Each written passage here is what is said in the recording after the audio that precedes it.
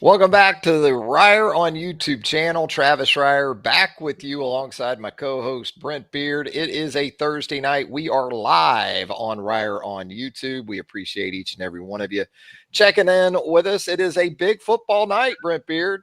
We've got NFL football, Bucks and Falcons. We've got some college football. We got some late college football coming up here in just a little bit out in West Texas. So, plenty of football on a Thursday night, but we are here to preview the Varsity League, the Southeastern Conference, and looks like another slate, kind of limited in some ways in terms of the number of games. But as you pointed out before we went on the air, you got the multiple bye weeks in effect this season too. Yeah, everybody gets two. Now, if you played in week 0 like Florida State did, you get 3. Unfortunately, Trev, Florida State had a bye week every week, it seems like. Florida State's been on the bye since the Orange Bowl last year. Yeah. Unfortunately, that is the case.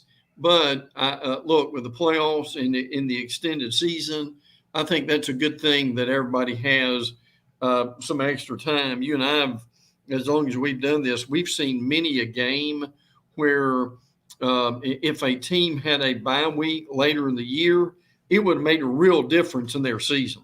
It would have, no doubt. And Chino doesn't have a bye week, our show mascot right there. Chino doesn't get any weeks off, right? Listen, he was on the little porch here, just dead to the world for the last few hours. He hears your voice. He knows it's time to perform. So here he is. That's why he makes the big bucks, Chino, here on Second Helping. And by the way, if you haven't subscribed to our YouTube channel right here, we would appreciate you taking the time to do that right now. Hit that subscribe button. There's a notification bell you see right there. Hit that as well. That way you're alerted to all of our content as it drops here on the channel. And if you would hit us with a thumbs up, we would greatly appreciate that as well. Well, Brent, we're not going to waste any time on this Thursday night. We're going to get going right out the gate.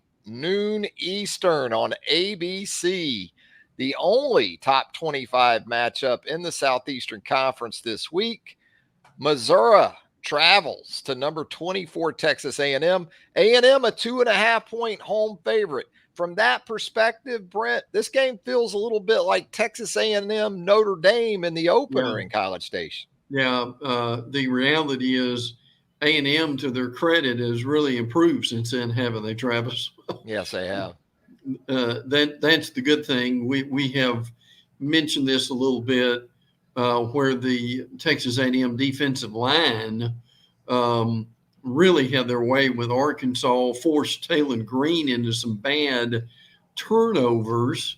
So we'll, Trav, I'll start there. Can they do the same thing with Missouri? And Brady Cook will have a great outcome on how this game comes out. Missouri coming off a very close shave last time out against the Vanderbilt Commodores, a game when we'll talk about this with Vanderbilt in Alabama coming up in just a little bit. If anything, I walked away thinking, boy, Vanderbilt really let one get away there. Had every opportunity to win that game in Como, but as good teams typically do when they're not at their best, and especially on their home field, they take care of business. So, I think the difference, though, between Arkansas as Missouri is trust in the quarterback position for the opponent that A&M is going to see this week. I've got a lot more trust in Brady Cook than I do Talon Green. Talon Green is hella fun to watch. I've said that for weeks now. He is. I mean, he is appointment viewing a lot of times, but boy, you just always wonder if the catastrophic mistake or two isn't coming from him. I don't worry about that as much. With Brady Cook, I'll be interested to see Nate Noel, who went for nearly 200 yards on the ground against Vanderbilt for Missouri. Can he have similar type of success against a defense that really didn't give that up to Arkansas last week? Oh, yeah, no question. I also want to give Le'Veon Moss, the running back at A&M, some credit, 217 yards. Their running game is revving up a little bit too. Now, we try to have some fun on this, and I don't know if this is fun or just absolute lunacy, but Marcel Reed is the Yeah, I saw that. quarterback at A&M. And if people haven't heard this, I know you have. Marcel Reed. Now, Connor Weigman may be ready to play, but I don't know if they're going to replace him. That's going to be one of the real interesting storylines of this game. But Trav, the reality is Marcel Reed, the A&M quarterback, actually has a sister that works on the football staff at Missouri. So Eli Drinkwith, and either his infinite wisdom or paranoia has not allowed Marcel Reed's sister to be on the field to watch practice. So and I believe she's an assistant in on-campus recruiting, which now I guess during the practice week you could have prospects that come in that want to go out to practice. But yeah, that seems to be stretching it a little bit for Eli, and maybe it is. Maybe it's a little paranoia, especially after that close win over the Vanderbilt Commodores. But I think we all know it's going to come down to a lot more than that. And so when I look at this matchup, though, I anticipate this being a game that really goes deep into the fourth quarter.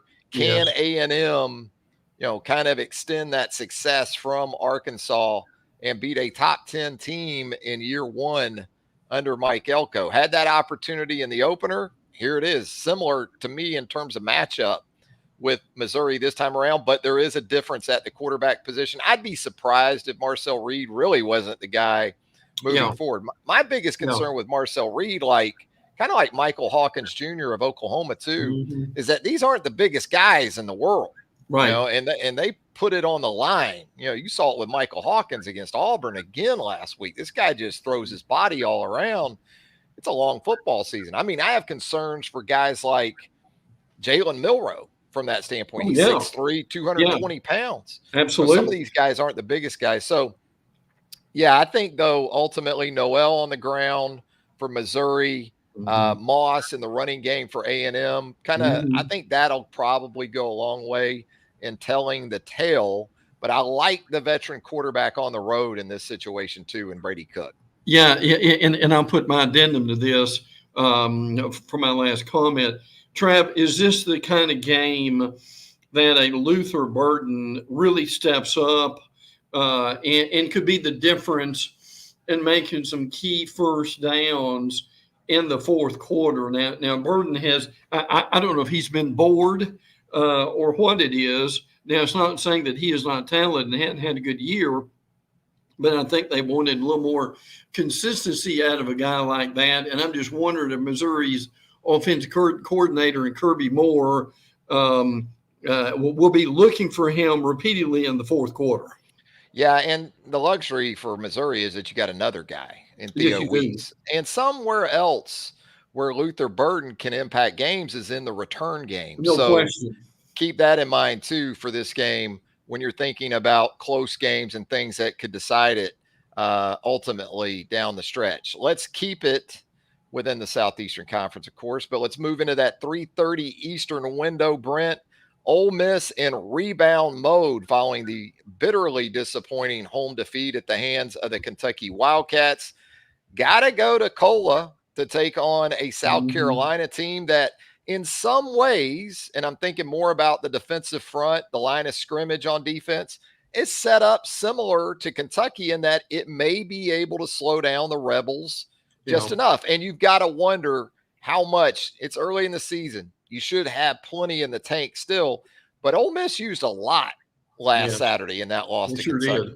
Did. Yeah, I agree with that. And look, the thing that you and I have hung our hat on ever since we've been working together in the early 90s is that line of scrimmage and who can block who. And my question is that offensive line of Ole Miss against Kyle Kennard and Dylan Stewart, who have basically had their way with everybody up to this point. They have. And, you think about the running game in this game too, because Rocket Sanders is going to have a lot on him from the South Carolina perspective. I don't know about you. I don't see a big difference whether it's Lenoris Sellers or Robbie Ashford at the quarterback position. I don't either. Mostly because regardless, they're going to be utilized in much the same way with the way this offense is. I'll say this. It's antiquated, I guess you could say, this offensive approach, but it fits who they've got. They don't have a Spencer Rattler around anymore. They don't have a Todd Ellis from 100 years ago. So what they're doing offensively, especially with Rocket Sanders, and also helping that defense in the process, I think it'll be a tight game. I think Ole Miss favored by 9. There's some big numbered road dogs in the SEC this weekend. Ole Miss is one of those at -9. I think it'll be around there, 7 to 10 points ultimately. I'm going to stick with Jackson Dart. I'm going to stick with that Ole Miss offense, and I think they're going to be a little too balanced ultimately for South Carolina to be able to knock off. And listen, have we given Trey Harris his due? Monster. Now Dart needs to, and I'm sure he's tried, is to have some balance in that passing game. But who he's going to early and often, and particularly if this thing is pretty hairy at some point later on in the game. Does South Carolina remind you a little bit of Oklahoma? There's a couple of teams that remind me of Oklahoma in the Southeastern Conference right now. And I think South Carolina would be one of those. I think Kentucky kind of reminds me of Oklahoma somewhat, a little bit. Defensive identity, quarterback that can do some things with his legs. You don't question the heart of Brock Vandagriff. Similar to you already don't question the heart of Michael Hawkins Jr. Really? Yeah, I think there's a couple of teams like that in the Southeastern Conference this season. Yeah, absolutely. So, but this is one of those, Trav, to me, now Alabama, Georgia is the epitome of this conference, but the last 2 games that we've talked about here, to me, is the strength of this league. And that's the middle part of it. And people can say, well, the SEC's top heavy. Well, maybe they have been in the past, but I still say the teams we just talked about, A&M and Missouri, Ole Miss and South Carolina, Trav, on a given Saturday, they can beat anybody outside this conference. And a couple of teams here playing for a couple different things. I mean, Ole Miss, you're playing for your college football playoff lives. Sure you are. Because that's already in peril. After a home loss to an unranked Kentucky team, you lose this one, it's over. I mean, because you still got Georgia down the road, even though that game's in Oxford. Even if you're a 2-loss team, if you lose this game, somehow you go on from this one and win out. Right. It's still going to be hard with South Carolina and Kentucky losses on your resume as a 2-loss team, I would think, because there's going to probably be multiple 2-loss teams from within the Southeastern Conference whose resumes are going to ultimately, potentially anyway, look better than Ole Miss. And South Carolina, Shane Beamer, you're trying to get to a bowl. You're trying to be bowl eligible at this point, and you're in a pretty good spot right now. If you could get this one on Saturday, you really, really enhance that portfolio moving forward. 3:30 ABC on Saturday afternoon from Athens, Georgia. Speaking of teams and how they've sort of been able to package a loss, boy, Georgia's been able to put a nice bow on that loss on the road at Alabama. It seems like you listen to national talking heads and people like that, analysts, and it's, wow, couldn't be more impressed with Georgia. And Georgia lost the game to Alabama, but I will say this. I give Kirby Smart for doing what he needed to do.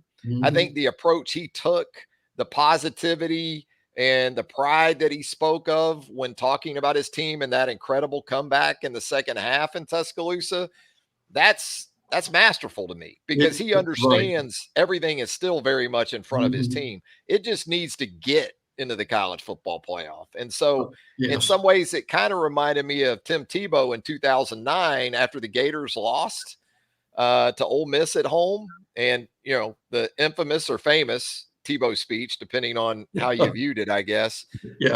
That's kind of the vibe I got from Kirby. But what do you think? Auburn, boy, that situation's tough. We talked about this on the show earlier in the week. If you just looked at the box score for Auburn, Oklahoma, oh boy, Auburn won this game by double digits. Really? The turnover bug, and it was just one turnover. But man, when you give up a takeaway or a turnover for a non-offensive touchdown Mhm. in close games, I got to think the analytics on that in terms of win-loss isn't going to be very good in your favor. No, and listen, some folks have tracked the history of Hugh Freeze and number of seasons with 20 plus turnovers as a head coach. Hugh Freeze has had 8 of them. Nick Saban had 1. Ryan Day had 0. Kirby's had 0. Kalen DeBoer's had 2 in his history. So the 2 of the stats have really stuck out to me. One would be that one on turnovers for Hugh Freeze. And Trav, the other one is winning on the road. Auburn has not won in Athens since 2005. And they're not going to do that Saturday. No. And those are great numbers. I'll give you a couple more that kind of fortify those too. Auburn right now, through 5 games, has more plays of 40 yards or more than any offense in the conference. That's incredible. They have 12 plays of 40 Yeah. yards or more. Auburn is also dead last in turnover margin at Right. -2. They're -2. Yes. They're Yeah. starting games -2 in turnovers. And again, it's not so much that they had a turnover against Oklahoma. It was just absolutely catastrophic Yes. in that situation. And also, you know, what Auburn doesn't do enough of, Auburn doesn't take the ball away enough. No, So they really you know, don't. when you're in that kind of situation, it's going to be tough. I think for Auburn, if you're Auburn this week, you're thinking, okay, we watched the Alabama tape. Do we have some of those sort of concepts and personnel choices that maybe Alabama has? Now, you don't have Jalen Milroe at quarterback, but Peyton Thorne can do some things with his legs. You certainly have a capable running back or two, Jarquez Hunter. I don't think your offensive line, though. Maybe the biggest thing for Auburn in trying to make that sort of analogy or run those parallels to Alabama offensively, it might be more up front where Auburn doesn't have it. Yeah, agreed. And look, some quick things about Georgia. They won't have Small Munden. They're outstanding linebackers, so that hurts them. But again, I give Kirby and Georgia credit. I know you chronicle this on your work. That look, they made adjustments in that second half from that. What was basically that 12-minute mark of the second quarter to the final Williams score. Bama struggling to get the end zone at that point. Now, they had a lot of touchdowns before then, but what that tells you is that they made adjustments. Malachi Starks, 8 tackles, 2 for loss. Dan Jackson had a pick.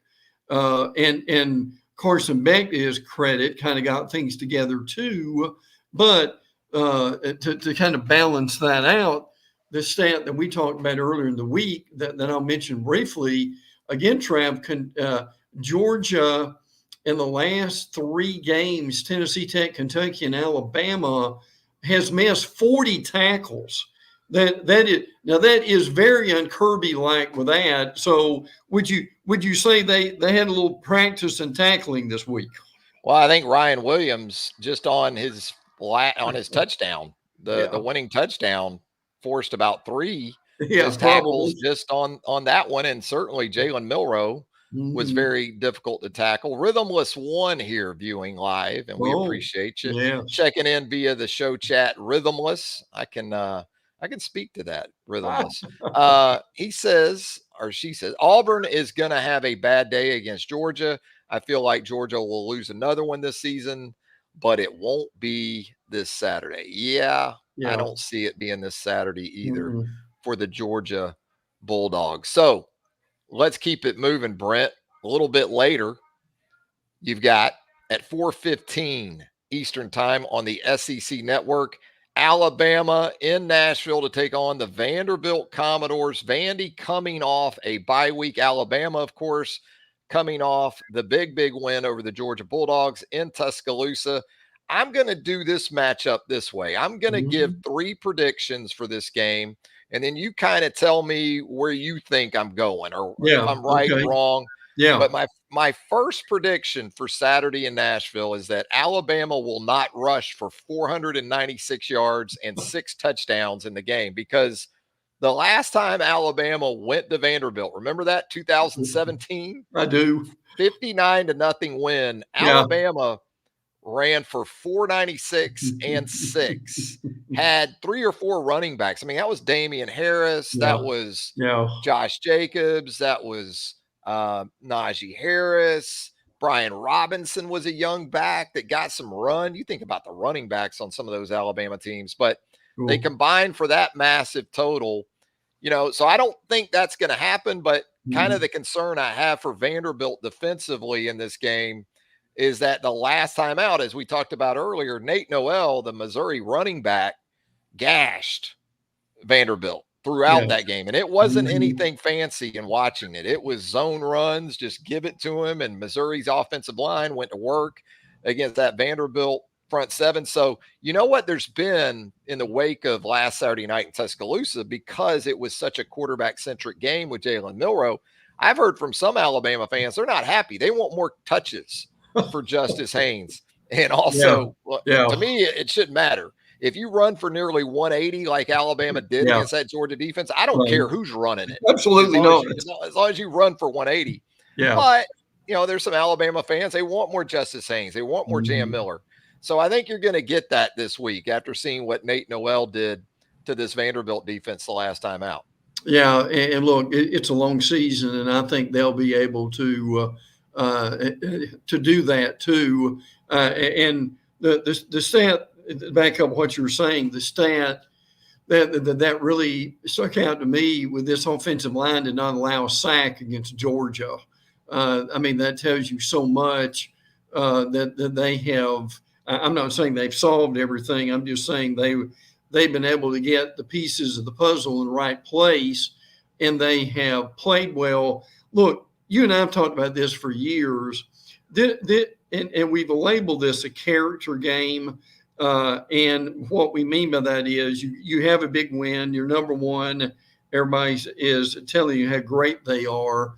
Now, this is one of the real things that Nick Saban was able to do and keep this team focused after big wins. And it's going to be very interesting to see the same here against Vanderbilt in front of, I believe, help me on this, I believe the stadium, when I heard this week, seats roughly now about 35,000 because of the construction. Yeah. And Trav, how many of those will be Alabama fans? 28 to 30? Yeah. Probably. Easy. The Vanderbilt ticket, man, I mean, it's a good week. It is. With that limited capacity and all those Alabama fans that are absolutely going to be looking to take it over. But yeah, I think maturity is going to be a big thing you're looking for from this Alabama team. There has been so much of an aftermath from the Georgia win, because it wasn't just a win. It was one of the more amazing games, no doubt. One of the more memorable games. So people can't help but continue to talk about it. Right. And there doesn't seem to be this sense around the Alabama program under Kalen DeBoer of 24-hour rule. It's done. It's over. Yeah. It's kind of had carry throughout the week. Now, does that mean there's more than one way that you can do it? Absolutely, you can. And so that will be interesting to see from the Alabama perspective, because Vanderbilt rested ready after that disappointing double overtime loss at Missouri a couple Saturdays ago. And that leads me into my second prediction for this Alabama-Vanderbilt game, Brent. Vanderbilt will not score 27 points in the second half on Saturday. That's what we saw from Georgia last Saturday in Tuscaloosa. And hey, there's no bigger fan of Diego Pavia than me, okay? Yes. I've been talking about this guy going back to the offseason with the potential of him becoming the Vanderbilt quarterback. It's played out that way. So I understand. This isn't Kyle Shermer at quarterback for Vandy on Saturday. Yeah, it's really a different deal with Diego. And I'll say this about Vandy too. I like what offensive coordinator Tim Beck has done with Diego. And it makes sense because he came over with Pavia. So there's a lot of comfort. There's a lot of familiarity with those two, and it shows. There's a lot to defend that Vanderbilt throws at you. full house backfields, triple option in the red zone. They'll Mm-hmm. spread you out, Mm-hmm. run Diego, unbalanced line looks, screen game, both perimeter and to the back. So you better bring the preparation this week. And this is understanding the comparisons to Johnny Manziel, those things. Even Diego has talked about that. I don't see that exactly. Maybe the biggest reason why I don't is because Diego doesn't have a Mike Evans on the outside like Right. Johnny Football had. Yes. So Yes. the point being, it's going to take more than Diego. He's going to have, Cedric Alexander, the running back. Some of these guys are going to have to step up and really help their guy. Let's carry that out a little further. I'm curious on the other side.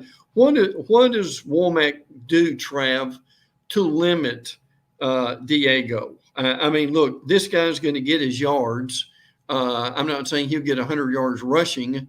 I can see him getting 50 or 75 and extending some drives along that way. Do they put a spy on him the whole time? Do they just make sure everybody else is covered and know that within a certain zone that they can kind of keep him in that? I'll be very interested to know as far as what they try to do to limit him and from taking this to a third to fourth quarter game somehow. Yeah, I think that initially you come out and you're just going to be you on defense. Yeah. And you had that luxury because you have linebackers like Deontay Lawson, but probably even more importantly this week, a guy like Jahad Campbell. Yes. That can really run and help you against a guy like this. Mm-hmm. Thing about Diego too is it's not just elusiveness and it's not really speed. This guy's an ex-high school wrestler. Yeah. So he's hard to tackle. You'll watch him on a weekly basis. You don't think he's going to shake people physically. Yeah. And he slings people. So you've got to square this guy up and get him on the field. I think personnel wise, Alabama has the benefit of that starting with the linebackers. Right. But also, as I alluded to earlier, there's not a true big time wide receiver on this Vanderbilt roster. There were a couple a year ago, but one transferred to Georgia, one transferred to Colorado. So you can probably, even with everything you gave up and the explosive plays at Georgia last week, you can probably man up against these receivers. And if you want to bring a Malachi Moore into the mix or Keon Sabb from the safety position, you can probably do more of that. But look, I'm far more excited about this game because of Diego Pavia than I would be otherwise. I think Alabama's going to win the game comfortably. I don't know if it's going to be by the 23 or more. Yeah. But Diego's going to keep that thing interesting. And I'll say this for him too. He hadn't turned the ball over a whole lot this season. True. Hadn't thrown an interception yet. So we'll see if Alabama can continue that takeaway train from the Georgia game where they took it away 4 times from the visiting Bulldogs. My final and third prediction for Alabama Vanderbilt, Brent, for the 5th time this season, in other words, 5 for 5, Jalen Milroe will account for 4 or more touchdowns. He's done it in every game to date. And I know you could kind of think about it as, well, it was Western Kentucky. Well, it was South Florida. Even with it being Wisconsin. But he made Georgia defensively for a lot of that game last Saturday night look like those other teams, which was the most astounding aspect of the whole night for me. He had 12 rushing touchdowns, Brent, in 14 games last season. Yeah. He already has 8 in 4 games this season. Tommy Reese, what were you doing, man? Really? What were you doing last year? It wasn't enough. Now, to your point, of what Diego doesn't have around him, Jalen Milroe does have that around him. Exactly. As far as receivers and running backs. And again, this improved considerably offensive line. So look, I like all 3 of your points. And I would say certainly all 3 of those I think they're apt to happen. I don't think we'll have a 59-0 or anything like that. But I'm with you. I mean, we could see a 35-7 or 14 or something of that nature. I don't know if Bama fans would be happy with that, but or a road win on the conference in this conference is all that matters. It is. I do think Alabama is somehow, some way going to probably get into the 40s in scoring in this game. And you also got to take into account special teams too, because True.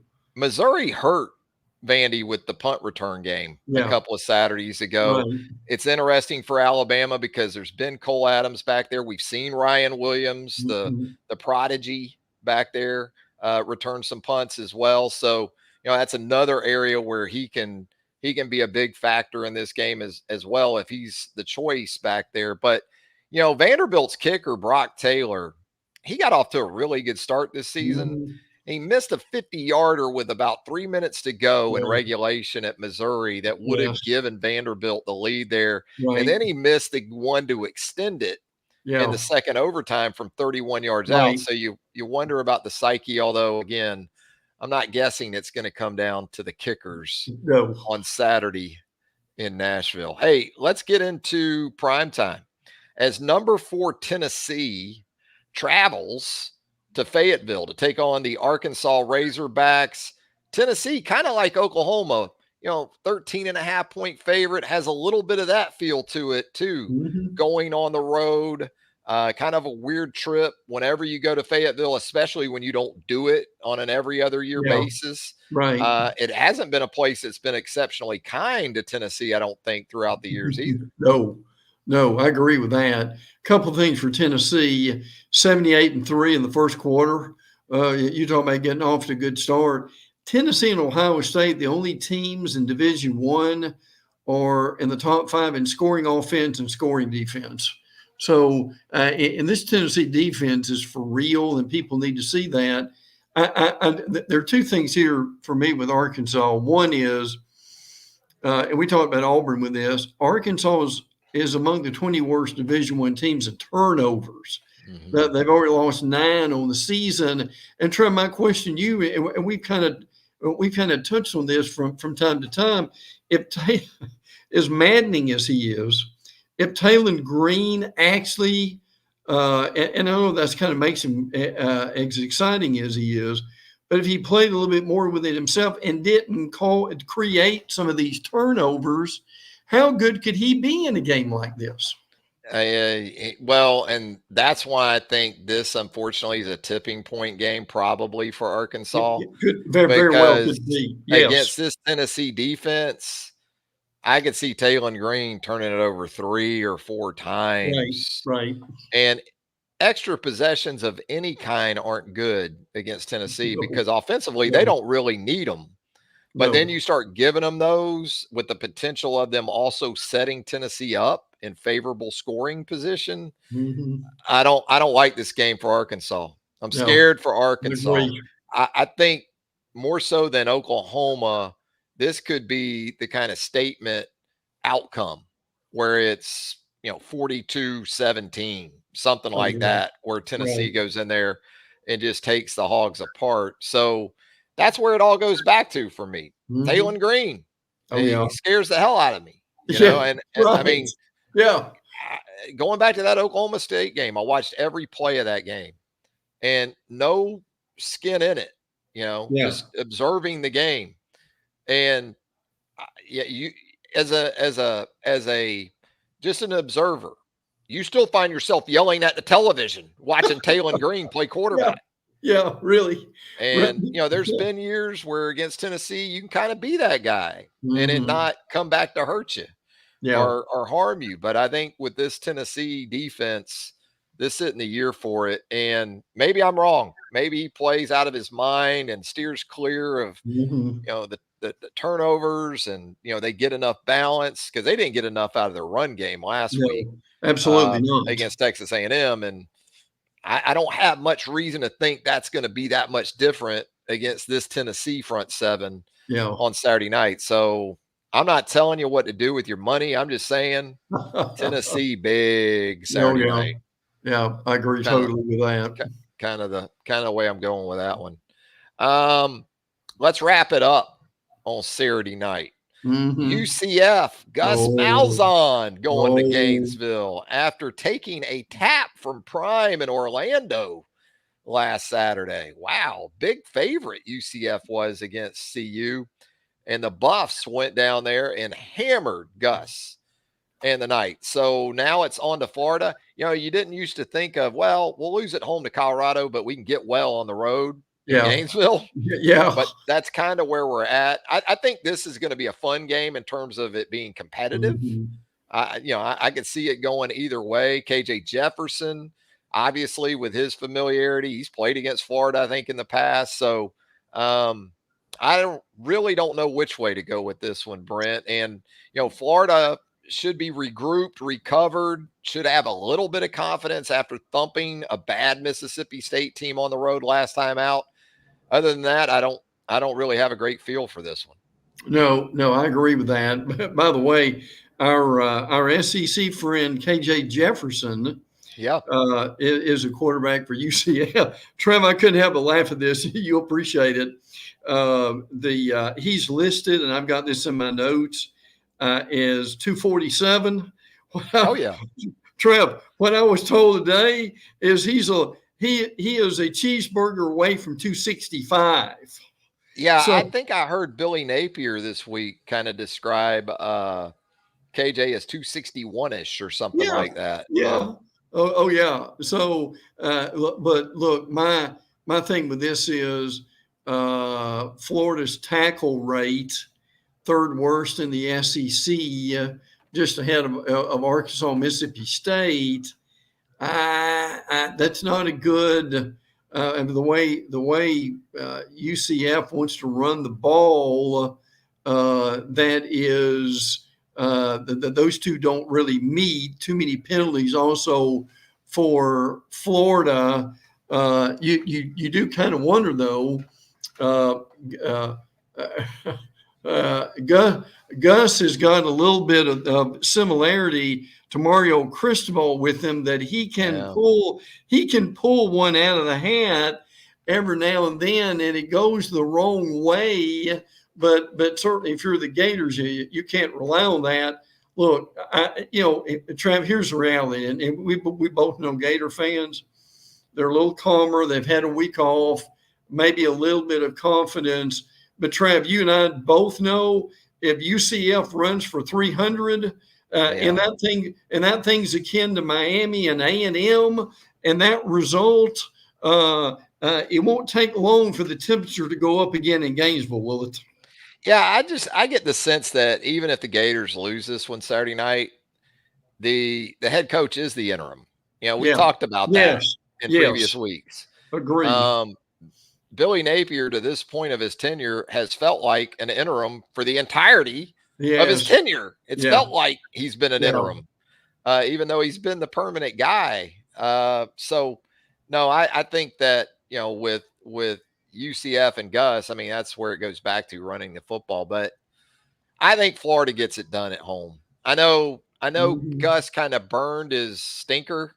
Gus throughout the years, regardless of where he's been, he's had one or two a year that were just bombs. Oh, yeah. And absolutely. That was last week against CU.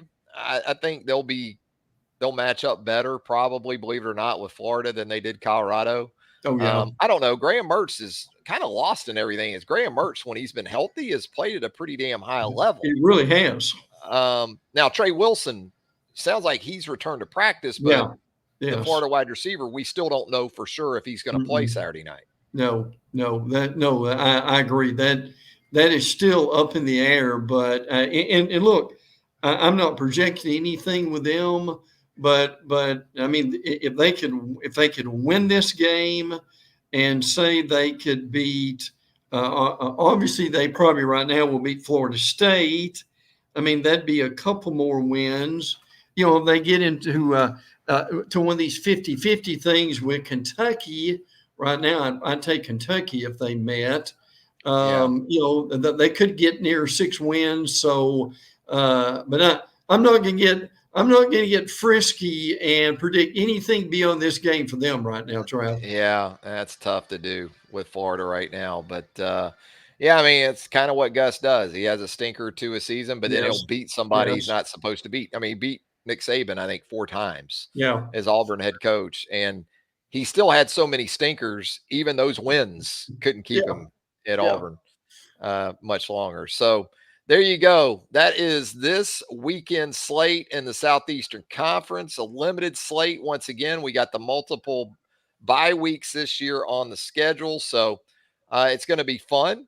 Start at noon with Missouri and Texas A&M. Move through that mid-afternoon schedule there. You got 3 games that you'll certainly be keeping an eye on. And then in prime time with 4th-ranked Tennessee taking it on the road to Arkansas and UCF at Florida. Brent, anything else before we get out of here? Yeah, let me go out of conference a minute with the ACC. FSU and Clemson, DJ Uiagalelei, broken finger from what we hear. Brock Glenn is playing. He needs to be playing anyway and should have been playing 2 or 3 games ago, frankly. So my question as we end for you are these. If Dabble has a chance to put half 100 on FSU Trav, will he hesitate to do that? And my second question is, will we all need a nap before that Miami at Cal game on 10:30 Eastern time on Saturday night? What about College Game Day and Nick Yeah, going on at 6 a.m. local time from really? Berkeley Oh, yeah. on Saturday? Yeah. Yeah. Man. It's probably a good thing that won't be smell-o-vision because there'll be Yes. some stuff in the air out there in Berkeley.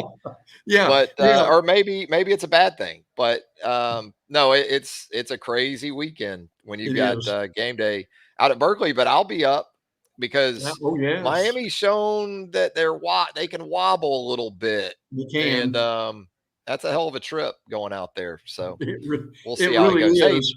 David Dalrymple checking in here in the chat says he always enjoys the show. Thank you, Double D. Thank you. Appreciate that. And again, if you haven't subscribed to our channel, we certainly hope you'll take the time right now. Hit that subscribe button. There's a notification bell right there. You can hit that. That way you're alerted to our content as it drops here on the channel. And a thumbs up is always greatly appreciated as well. Brent, a lot of fun as always. Look forward to doing it again early next week. Me too, bud. Have a great weekend. Enjoy the games, and the greatest thing I can tell you right now is we've got 50-something straight Like days 55, yeah.